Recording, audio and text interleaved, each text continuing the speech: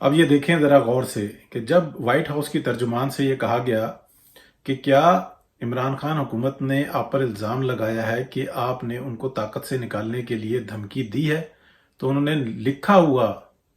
لکھا ہوا پرچہ کھول کر وہ الفاظ جو عمران خان نے الزام لگائے تھے امریکہ کے اوپر ایچ بی او پہ، ایبسلوٹلی ناٹ، اس نے لکھا ہوا پڑھ کر کہا ہے کہ ایبسلوٹلی ناٹ، اس کو کہتے ہیں، اگلوں نے الفاظ لکھ کے رکھے ہوئے تھے کہ جو وقت آنے پر منہ پہ دے کے ماریں گے، اس کو کہتے ہیں diplomacy.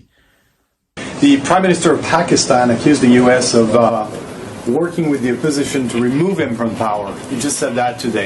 What's the White House reaction to that? There is absolutely no truth to that. آپ نے غور کیا کیسے 2 صفحے کھول کے 3 صفحے کھول کے اس نے لکھا ہوا پڑھ کر منہ پہ مارا کہ یہ تھے تمہارے الفاظ اور یہ اب ہم مارتے ہیں، جس ٹائم میں تم پوری دنیا میں ڈنڈورے بنا رہے ہو کہ امریکہ نے جناب ہمارے خلاف سازش کی ہے۔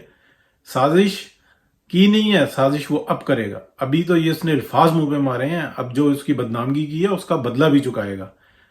اگر پاکستان کے اندر کوئی منتخب، ایماندار اور اہل حکومت نہ ہوئی تو بہت بری ہونی ہے۔